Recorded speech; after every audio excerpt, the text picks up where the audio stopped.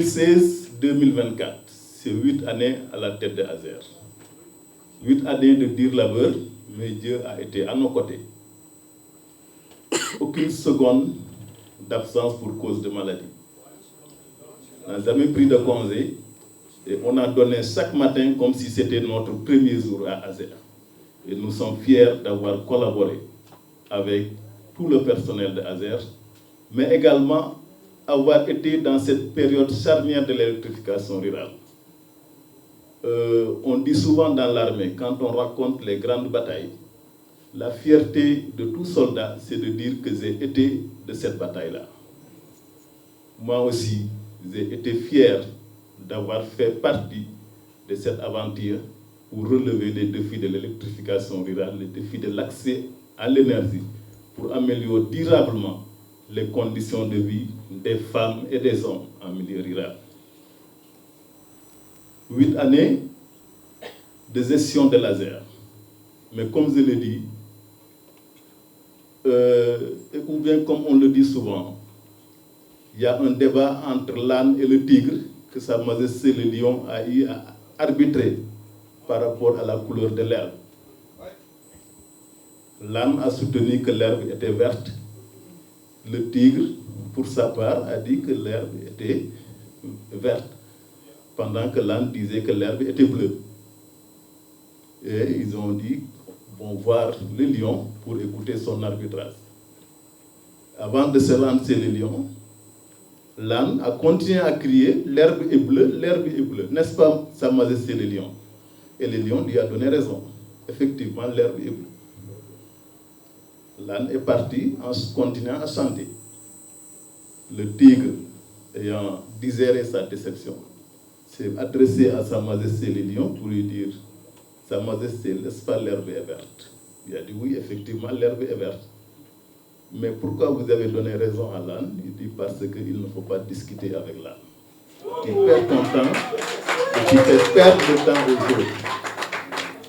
Par rapport à la situation de Azer, ça fait bientôt 3 ans, depuis 2021, qu'on nous dépeint une Azer différente de celle que nous vivons, sur la base de déformation et de simples mensonges. Et nous avons eu à démontrer à chaque fois que l'Azer qui est dépeinte par le représentant du syndicat n'est pas celle que nous vivons, ce n'est pas celle que les gens de Azer vivent, ce n'est pas celle que les populations sénégalaises vivent. En 2021, ils ont produit un document et sous la menace d'une plainte, ils ont retravaillé le document pendant 3 jours pour dire que le document était 80% faux. Il était Amadou Sow, on les aurait traduit en justice. Donc c'est Amadou Sow qui est intervenu. Je n'ai jamais dit ça à quiconque à Azer. Il a demandé à me rencontrer et on a fait le point et il m'a demandé solennellement de retirer toute velléité de plainte. Ensuite, arrive 2023, on nous parle d'une alerte. Là également, les représentants du Citélec national, Bassirou Dia et Mamadou Dia sont venus dans mon bureau accompagnés du SG et on leur a démontré au ministre que tout ce qui est dans cette alerte est fausse. Là également, aujourd'hui, on nous parle de projet à l'arrêt. On nous parle de mauvaise gestion à l'Azer, on nous parle de je ne sais quoi. Tout ce que peut dire et qui est dans les documents, il n'y a aucun projet à l'arrêt au niveau de l'Azer aujourd'hui. Il y a des projets qui ont été clôturés, et comme on dit, il y en a qui ont été clôturés avec satisfaction, il y en a qui ont été clôturés avec un bilan mitigé. Ça aussi, c'est la vie des institutions, c'est la vie des organisations. Et nous avons assumé notre part de responsabilité dans tout ce que nous avons eu à faire au niveau de Azer. On vient de signer avec AEPAO Espagne un contrat de 140 millions d'euros qui nous permettra d'électrifier plus de 1500 villages à travers le Sénégal. Je pense que le représentant de AEPAO est peut-être dans la salle. Le dossier SAZEMCOM est en cours dans le cadre de la phase 1 du PIALEC. C'est dire que nous partons la tête haute, mais également l'héritage est bon sur tous les plans, que ce soit dans les outils de gestion, manière de procédure, plan stratégique de développement, fiche poste, climat social apaisé, que les gens racontent ce qu'ils veulent, c'est leur problème. Mais également un portefeuille de projet qui permet à ASER de continuer à marquer ses empreintes dans la mise en œuvre de l'électrification rurale au bénéfice des populations. Merci. Après discussion avec les différents acteurs de l'écosystème, nous allons travailler à relancer si pertinent les projets à l'arrêt tels que OS Mina, PI 218, etc. Nous allons travailler à consolider le capital humain et technique par la formation continue des collaborateurs et par le recrutement de nouvelles compétences en rapport avec notre mission.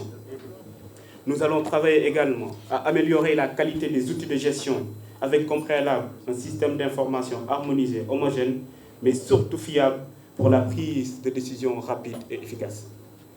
Et enfin, je m'engage ici à diriger l'ASER avec une écoute active et une réelle prise en compte des préoccupations des travailleurs dans le respect strict des textes en vigueur régissant le fonctionnement de l'agence.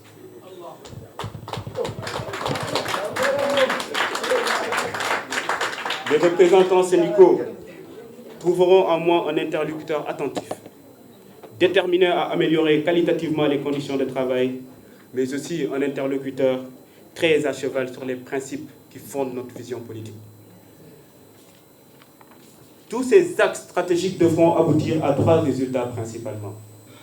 D'abord, une prise en main ou une reprise en main en tant que chef d'orchestre de l'éducation rurale afin de faire jouer à l'ASER pleinement son rôle. Ensuite, garantir que nos services s'inscrivent dans la logique de durabilité et d'efficacité. Enfin, atteindre l'accès universel à l'électricité.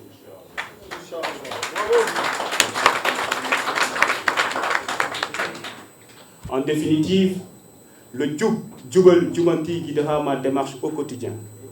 Tous mes collaborateurs devront par conséquent le prendre comme base éthique et déontologique qui orientera leur conduite et comportement de tous les jours dans le cadre de la non-mission de service public qui nous lie. La jeunesse étant synonyme de dynamisme, d'audace et d'innovation, l'ASER sous ma direction devra compter sur ses atouts adossés à une démarche professionnelle rigoureuse. Je suis conscient qu'à travers ma personne, un immense défi est lancé à la jeunesse sénégalaise, à la JPS en particulier. Qui doit prouver ses compétences, sa maturité, son sens du devoir, son engagement, son intégrité et sa capacité à prendre la relève pour bâtir les stocks d'un Sénégal souverain, juste et prospère.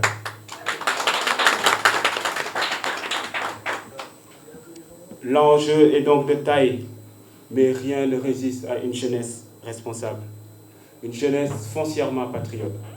Une jeunesse qui s'abreuve de la source d'illustres hommes et femmes tels que Cheikh Anta Diop, Mamadou Dia, Thomas Sankara, Aline Sitoé Diatta, etc. Une jeunesse qui se met au service exclusif de la patrie. L'arbre de l'espoir que nous avons fait naître ne fanera pas. Nous l'arroserons de notre amour pour ce pays et de notre sens du service citoyen. Pour finir, mon rôle au sein de l'ASER est certes de tenir le gouvernail, de piloter le bateau, mais sans la collaboration dans la compréhension et la patience de tous les collaborateurs, sans une convergence des objectifs afin d'atteindre un but commun privilégié, sans une mobilisation à la fois de nos forces physiques et intellectuelles au service de notre objectif commun, au détriment des objectifs personnels. Sans tout cela, le bateau arrivera difficilement à bon port. Difficilement, dis-je, mais rassurez-vous, il arrivera par la grâce de Dieu et par le concours d'une bonne synergie d'équipe.